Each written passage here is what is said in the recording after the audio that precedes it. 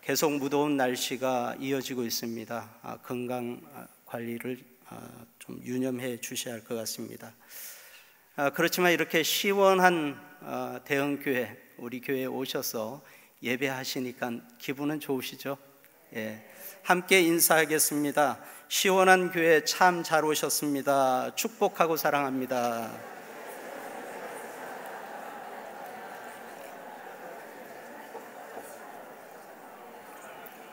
날씨가 굉장히 무덥습니다. 자, 오늘 우리가 읽었던 야고보서의 저자는 누구일까요? 야고보죠. 야고보. 야고보입니다. 신약에는 여러 야고보가 있지만 오늘 이 야고보서를 기록한 사람은 사도 야고보가 아니고 예수님의 동생 야고보입니다. 이 원래 야고보는 예수님이 공생의 사역을 시작할 때는 예수를 하나님의 아들로 믿지 않았습니다. 그러나 예수님의 십자가 사건과 부활의 사건을 통해서 예수님을 하나님의 아들로 인정하게 되고 개인의 구세주로 영접하게 되는 놀라운 일을 보게 됩니다.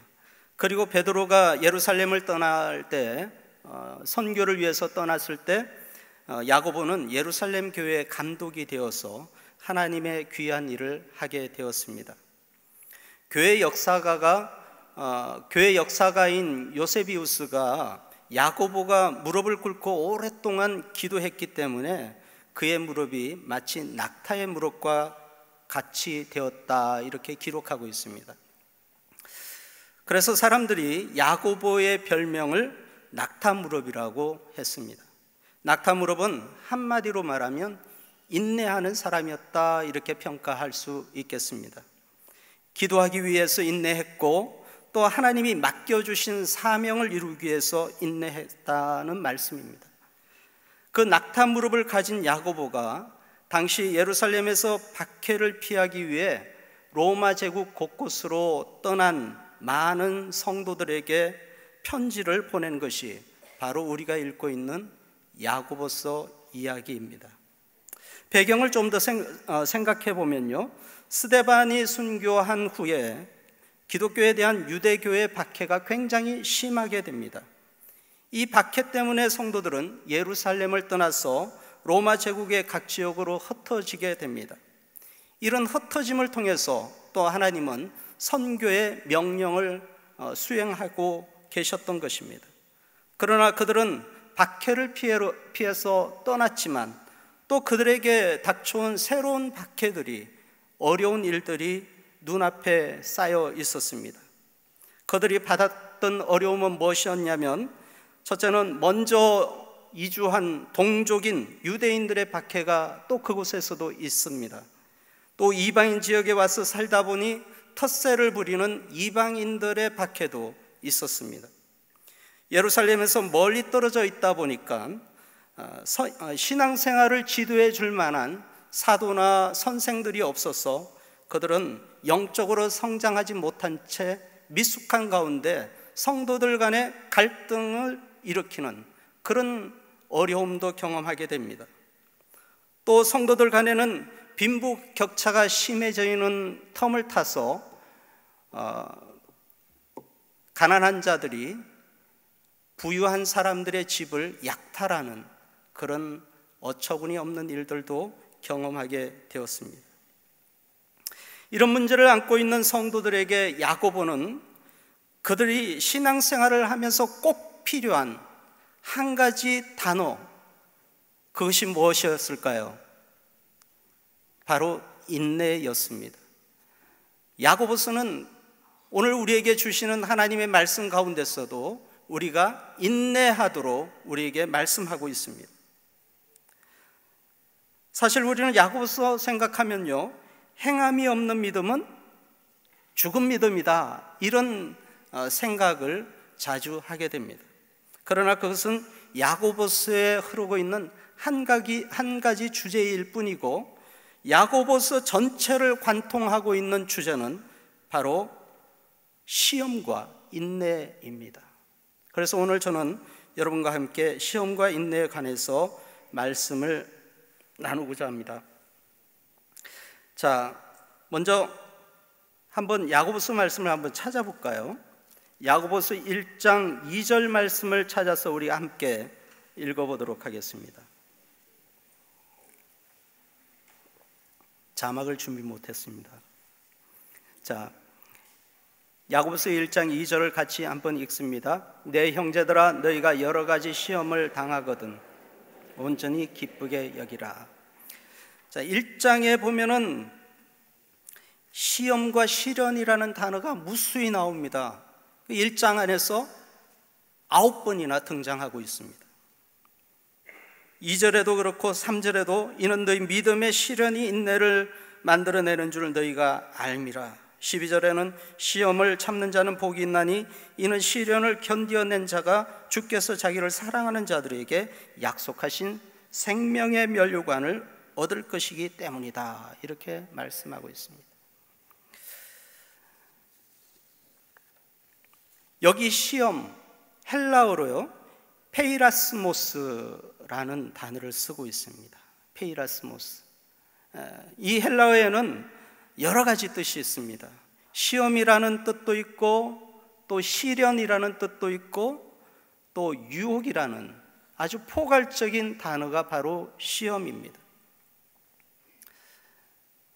그런데 2절을 보니까 내 형제들아, 너희가 여러 가지 시험을 당하거든 온전히 기쁘게 여기라, 이렇게 말씀합니다. 또 이 말씀에도 여러 가지에 해당하는 헬라 포이킬로스는 여러 종류, 또 형형색색이라는 의미가 있습니다. 야고보는 그들이 겪고 있는 시험과 고난의 경중을 표현하는 단어를 사용하지 않고 굳이 종류가 다양하다는 뜻인 포이킬로스라는 단어를 왜 사용했을까요? 그것은 아마 그들이 겪고 있는 시험과 시련이 그들의 삶의 모든 영역 속에서 나타났기 때문일 것입니다. 그렇다면 오늘 우리는 어떻습니까? 우리가 직면해 있는 시험은 무엇이고 또 고난은 무엇입니까? 그들이 겪었던 시험과 시련과 유혹은 이제 더 이상 우리와 무관한 것일까요? 그런데 안타깝게도 그들이 겪었던 시련과 고난과 그 경중이 다를 뿐이지 여전히 우리도 비슷한 시험을 겪고 있습니다.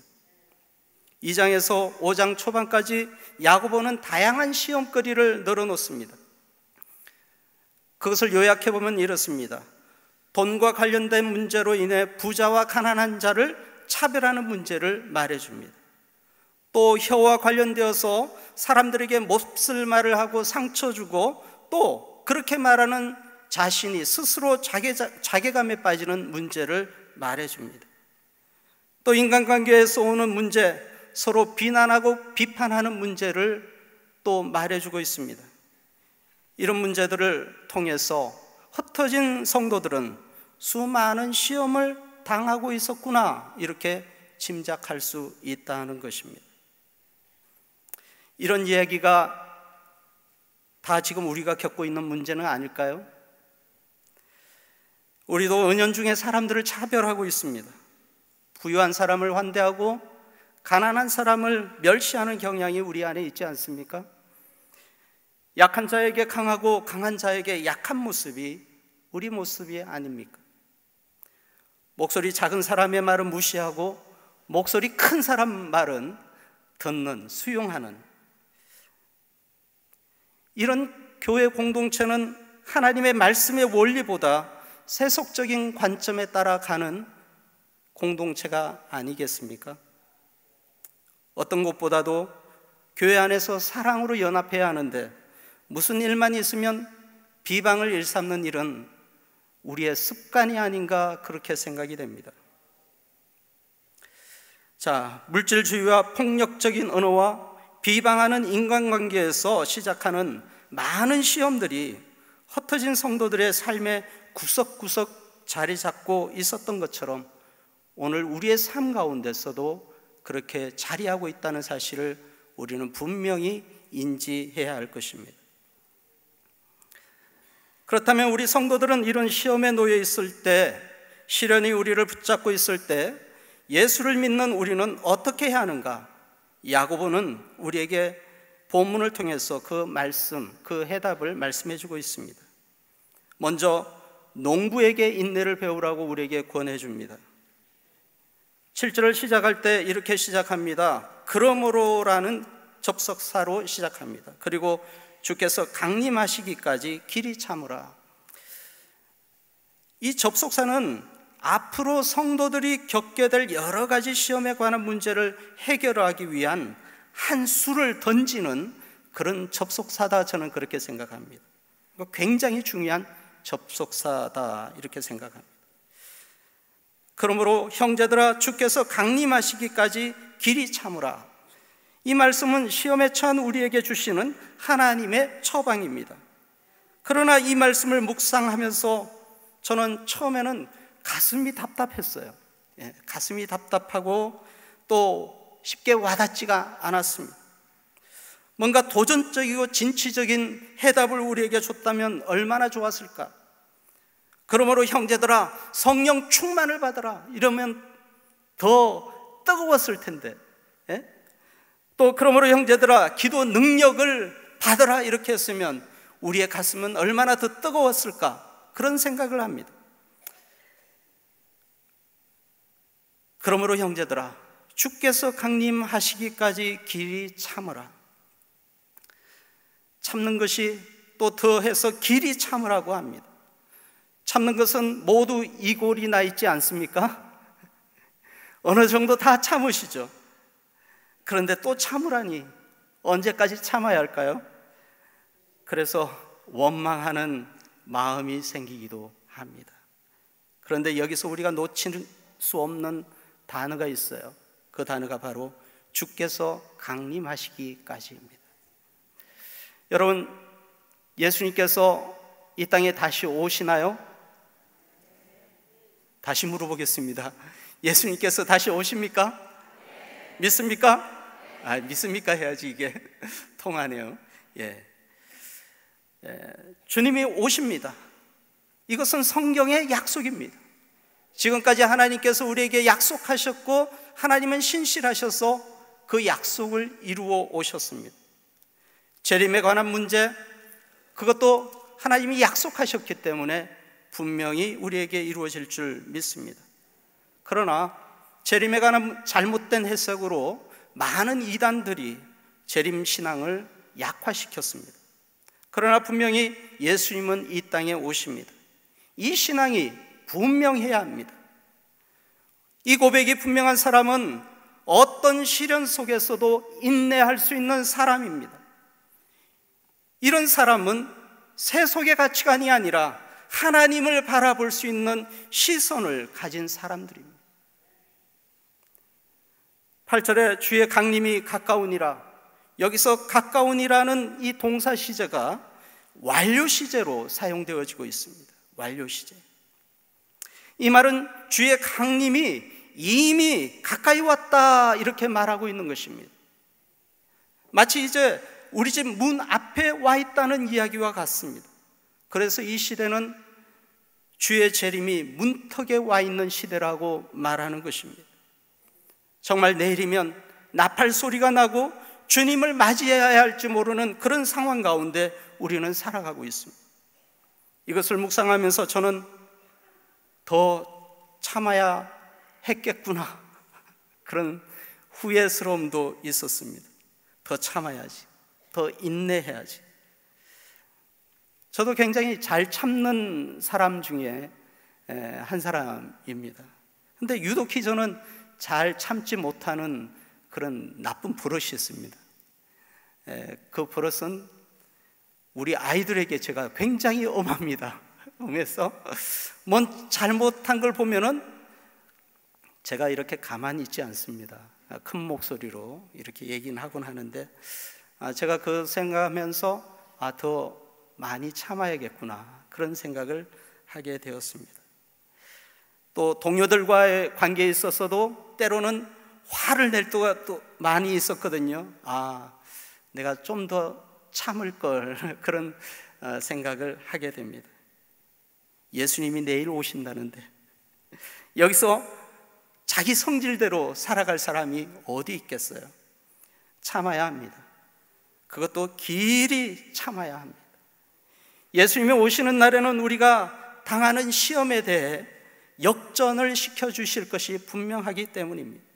반드시 우리 인생에 보상을 주실 줄 믿습니다. 어쩌면 그 인내가 우리 인생의 보상이 아닐까 저는 그렇게 생각합니다. 왜냐하면 인내가 우리의 온전케 함을 이루어 준다고 말씀하고 있기 때문입니다. 인내는 단순히 고통이 아니에요. 인내는 우리를 예수 그리스도를 닮아갈 수 있도록 온전케 하는 방편입니다. 야고보는요, 길이 참음의 예로 농부의 삶을 우리에게 제시합니다. 농부는요, 적절한 시기에 또 시기적절한 조건에 맞춰서 씨를 뿌리고 또 참고 기다리는 존재입니다. 추수할 때까지 시간을 기다려야 합니다. 농부는 시간을 돌릴 수 있는 능력이 없습니다. 농부는 자기가 원하는 때 열매를 맺을 수 있는 능력도 그에겐 없습니다. 특히 이른 비와 늦은 비는요, 팔레스타인 지역에서 없어서는 안 될 농사하는 일의 결정적인 요소입니다. 그 지역은 벼농사를 하지 않고 밀농사를 합니다. 우리와 비교하면 보리 농사 정도 생각하시면 되겠습니다. 그래서 이른 비는 8, 9월에 내립니다. 이 비는 씨를 파종할 수 있는 여건을, 환경을 만들어줍니다. 비가 오지 않을 때는 딱딱한 땅이지만 비가 조금이라도 오면은 이 땅은 쉽게 일굴 수 있는 땅이 됩니다. 그래서 씨를 뿌리고 싹이 날 수 있는 여건을 이 이른 비가 만들어줍니다. 그리고는 3, 4월에 늦은 비가 오게 됩니다. 늦은 비가 오면은 알곡이 꽉 차게 됩니다. 그리고 5월에 되면 추수를 하게 되고, 추수를 한 후에 감사제를 하나님 앞에 올려드리면서 첫 열매를 하나님께 드립니다. 그것이 맥추절입니다. 이 지역에서 농부가 할 수 있는 일은 이른 비와 늦은 비를 기다리는 것뿐입니다. 그리고 농부는 그 열매를 기대하면서 기다려야 합니다. 성도의 열매는 예수께서 강림하실 때 온전히 맺을 수 있습니다. 그러나 우리의 재림, 우리는 주님의 재림을 재촉할 수도 없지 않습니까? 또 그 기다림 중에서 우리는 주님이 주시는 이른 비와 또 늦은 비를 경험하면서 또 주님은 우리에게 은혜를 주셔서 우리가 끝까지 참을 수 있도록 도와주신다는 사실을 믿습니다. 또 우리가 적극적으로 할 일도 있습니다. 8절에 너희도 길이 참고 마음을 굳건하게 하라. 인내와 더불어서 마음을 굳게 하는 것, 이 말씀은요, 유혹과 시험의 한복판에서 믿음을 견고하게 붙잡는 것을 뜻합니다. 그것은 고난 가운데 우리가 붙잡고 우리가 의지할 분은 바로 예수 그리스도시다라고 말씀하는 것입니다. 그것이 바로 우리의 믿음의 견고함입니다. 9절에 또 주의 강림이 임박하고 심판이 임박하기 때문에 우리가 금해야 할 것도 말씀하고 있습니다. 형제들아, 서로 원망하지 말라.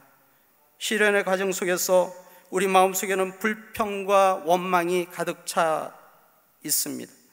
부모를 원망하고 남편을 원망하고 아내를 원망하고 또 자식을 원망하고 내가 처해 있는 환경을 원망하게 되면 결국 그것은 하나님을 원망하는 꼴이 됩니다.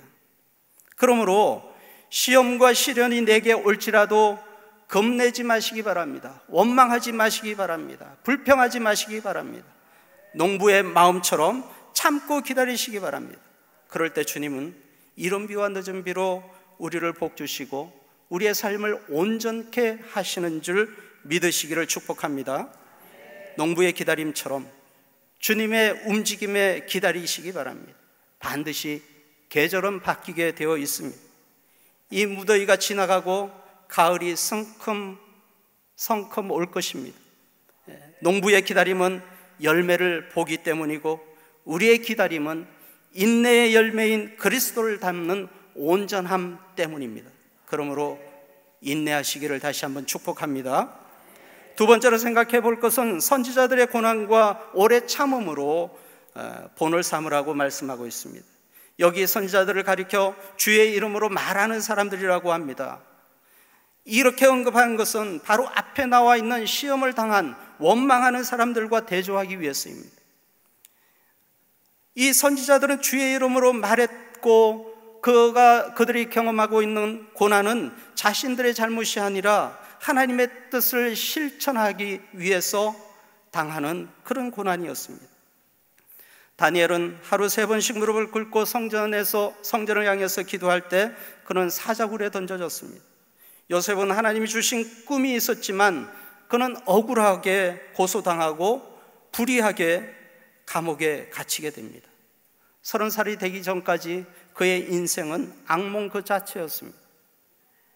예레미야는 하나님의 일을 하기 위해서 결혼도 하지 않은 채 가지고 있는 어떤 기초적인 행복도 누리지 못했습니다. 가족과 동네 사람들로부터 배척당했고 특히 성전에서 이스라엘이 멸망할 것이다, 예루살렘이 멸망할 것이다 예언했기 때문에 성전에 있는 제사장들로부터 맞았습니다. 그리고 감금을 당했습니다. 아무리 하나님의 말씀을 선포해도 변하지 않는 백성들을 보면서 예레미야는 수없이 많은 통곡을 합니다. 그래서 눈이 상하게 되었습니다. 그래서 우리는 눈물의 선지자라고 얘기하는 거 아닙니까? 그리고 강제로 애굽으로 끌려가게 되고 그곳에서 죽음을 맞이합니다. 하나님은 우리가 선지자들의 교훈을 통해서 배우기를 원하십니다. 그들은 하나님의 말씀을 전했습니다. 그들은 하나님의 뜻에 서 있었습니다. 우리는 하나님의 뜻 안에 행하는 것에 대해 삐뚤어진 기대를 하고 있습니다. 이 말이 무엇이냐면 그것은 바로 우리가 만들어낸 행복한 종교, 우리가 교회에 열심히 나오고 신앙생활을 잘하면 행복하겠지라고 생각하는 잘못된 기대감이 우리에게 있습니다. 잘 될 거야, 그 모든 문제가 해결되겠지, 우리가 기도하고 있으니까. 그런 번영 복음은 신약 성경의 가르침과 맞지 않습니다. 어쩌면 우리는 주의 말씀에 순종하면서 끝까지 인내하면서 때론 순교까지 당해야 할지도 모릅니다. 그래도 우리는 믿음으로 인내해야 합니다. 그것이 바로 선지자들을 향한 우리의 배움입니다. 선지자들 대부분이 이런 고난을 당했습니다. 예수님의 제자들도 요한을 제외한 모든 사람들은 순교를 당합니다. 오늘 야고보서를 기록한 이 야고보도 공회에 끌려가서 돌을 맞아 순교를 하게 됩니다. 사도 바울도 순교를 하게 됩니다. 그러나 사도 바울은 그리스도를 위해서 받는 고난을 당연히 여기고 있습니다. 골로새서 1장 24절에 나는 이제 너희를 위하여 받는 괴로움을 기뻐하고 그리스도의 남은 고난을 그의 몸된 교회를 위해 내 육체에 채운다고 말하고 있습니다. 주의 길이 고난의 길이었지만 그들은 인내했습니다. 그들의 인내로 오늘 교회가 이루어졌고 그들의 인내로 결국 우리는 예수 그리스도를 영접할 수 있는 순간에 와 있었던 것입니다. 예수님은 마태복음 10장에 의를 위하여 박해를 받는 자는 복이 있나니 천국이 그들의 것임이라고 선포하셨습니다. 주님 때문에 받는 고난, 그 고통, 그것은 바로 천국을 소유하는 시간인 줄 믿습니다. 마지막 세 번째로 우리가 생각해 볼 것은 욥의 인내를 통해서 배워야 합니다. 본문에서 또 인내의 예를 들어서 세 번째 욥을 말하고 있습니다. 11절에 보라 인내하는 자를 우리가 복되다 하나니 너희가 욥의 인내를 들었고 주께서 주신 결말을 보았거니와 주는 가장 자비하시고 긍휼히 여기시는 이시니라. 할렐루야. 욥은 동방 의인이었습니다. 그에게는 7 아들과 3명의 딸이 있었지만 그리고 그에게 엄청난 재산이 있었지만 하루아침에 그 재산이 날아갑니다. 불태워집니다. 그리고 맏아들 집에 자녀들이 다 모여서 잔치를 벌이다가 사단이 그 집을 무너뜨려서 모두 한꺼번에 압살을 당하게 됩니다. 그뿐 아니라 욥은 머리끝에서 발끝까지 종기를 달고 다니면서 고통을 당합니다. 한마디로 최고의 삶에서 최악의 삶으로 내려갔습니다. 이런 처짐에도 불구하고 욥은 인내했습니다. 참고 또 참았습니다. 물론 자신의 생일을 저주하기도 하고 친구들과 논쟁하기도 하고, 그러나 믿음으로 끝까지 인내했습니다. 하나님은 인내하는 욥에게 42장에서 2배의 축복을 허락해 주셨습니다. 사랑하는 성도 여러분, 본문 11절에서 하나님은 우리에게 이렇게 말씀합니다. 주는 가장자비하시고 긍휼히 여기시는 이시니라. 부모는 자녀의 모든 부분을 다 살펴주지 못합니다. 자녀의 생각도 알 수 없습니다. 목회자들도 성도들이 어떻게 삶을 사는지 사실 다 알 수도 없습니다. 하지만 불꽃 같은 눈으로 우리를 감찰하시는 하나님이 계십니다. 그 하나님은 우리의 모든 과거, 현재, 미래를 보고 계신 줄 믿습니다. 하나님은 우리의 모든 환경과 여건을 보셨습니다. 우리의 고통과 아픔을 감지하셨습니다. 이제 하나님께서 우리에게 요구하시는 것은 농부처럼, 선지자들처럼, 욥처럼 인내하기를 원하는 것입니다. 내 삶의 현장, 내 신앙의 현장에서 누가 대신해 줄 사람은 아무도 없습니다. 그 길은 내가 가야 하는 길이고, 내가 해결해야 하는 길이고, 내가 반드시 감당해야 할 길입니다. 바로 내가 인내하고 그 길을 가야 한다라는 것입니다. 우리에게 어떤 시련과 시험이 놓여 있습니까? 이 시련을 통해서 우리는 온전해질 수 있습니다. 불평과 원망을 내놓기보다도 하나님을 신뢰하시기 바랍니다. 부정적인 생각보다 이 일을 통해서 하나님은 또 나를 어떻게 사용하실 것인가, 어떻게 쓰실 것인가, 그런 기대감을 가지시고 고난에 직면하시기 바랍니다. 허튼 맹세를 하지 마시기 바랍니다. 고난을 피하기 위해서 맹세하지 마시고 오직 그 고난에 직면할 때 하나님은 우리에게 길을 보여주시는 줄 믿습니다. 그때 하나님은 우리를 온전케 합니다. 복된 사람으로 만들어 주십니다. 그러므로 주님께서 재림하시는 그날까지 인내하는 우리 모두가 되시기를 이 시간 축원합니다. 기도하겠습니다. 아버지 하나님, 부족한 저를 세우시고 우리가 겪게 될 여러 가지 시험과 환난을 통해서 우리가 반드시 인내함으로 하나님 앞에 열매를 드려야 한다는 것을 말씀드렸습니다. 아버지 하나님, 인내를 통해서 하나님이 우리를 온전케 하시는 줄 믿습니다. 농부의 인내, 선지자의 인내, 욥의 인내를 생각하게 하여 주시고 우리를 도우시는 하나님의 손길을 경험할 수 있도록 도와주시옵소서. 예수님의 이름으로 간절히 기도하옵나이다. 아멘.